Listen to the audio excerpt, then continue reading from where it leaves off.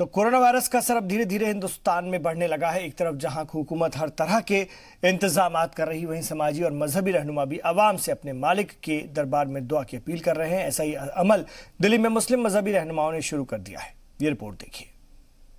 जो हकीकत ये है कि कुछ लोगों के जुल्म करने की वजह से आई है, ऊपर वाला नाराज है और हम तुझसे दुआ करते हैं कि तू अपनी नाराजगी छोड़ दे और हम सब लोगों को सेहत से तंदुरुस्ती, हमारे देश में रहने वाले सभी लोगों को सेहत तंदुरुस्ती।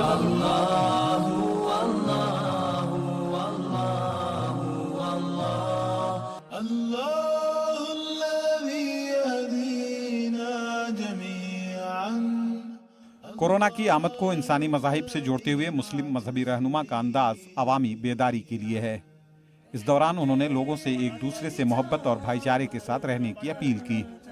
कुरान करीम की एक आयत का हवाला देते हुए मौलाना ने सभी को अपने मजहबी अकीदे पर चलने की तलकीन की।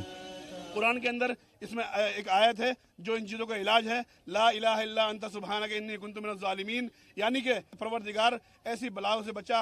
इससे पहले जब चाइना ने डोकलाम के अंदर जो है हरकतें करने की कोशिश की थी, तो हमने पूरे देश के अंदर 11 करोड़ बार ये दुआ पढ़वाई थी। उसका नतीजा ये था कि उसने खौफ के मारे उसने जो है अपने अज़ाइम को, अपने जो नापाक इरादों को जो है उसने बंद किया था। इस मौके पर एक दूसरे मजहबी रहनुमा ने दवा के साथ ही दुआओं पर भी जोर दिया। उनका कहना है कि इस आलमी वबा के मद्देनजर हुकूमत कई इकदाम कर रही है, लेकिन आम शहरी भी अपनी जिम्मेदारियां समझते हुए सामने आए। मजहब की अहमियत बताते हुए कहा गया कि बिना मजहब के इंसान मुकम्मल हो ही नहीं सकता। जिसकी जिसमें आस्था है वो उसमें अपनी दुआ करे, प्रार्थना करे, पूजा करे या नमाज पढ़े, उससे ठीक हो सकता है। ऊपर वाला ही बीमारी देता है, ऊपर वाला ही ठीक करता है। दुनिया में कोई ऐसी चीज़ नहीं है जो ऊपर वाले के बगैर चलती हो। हर चीज़ का कार्य करने वाला जो है अल्लाह ताला है। अल्लाह से दुआ करें, भगवान से प्रार्थना करें कि सब लोगों की बीमारी ठीक नहीं। दवा भी करें, दुआ भी करें।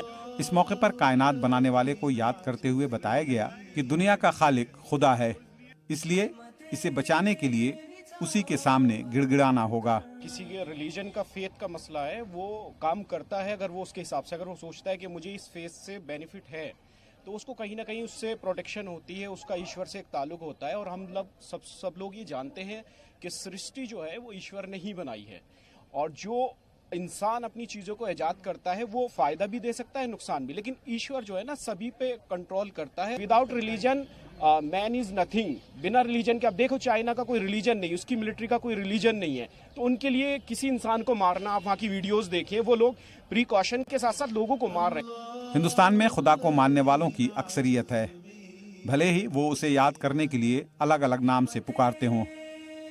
ऐसे में आलमी वबा बन चुके कोरोना वायरस को लेकर लोग अपने खालिक से जुड़ने लगे हैं, जो वक्त की मांग के साथ साथ आपसी भाईचारे को कायम रखने के लिए जरूरी भी है। ब्यूरो रिपोर्ट, जी मीडिया।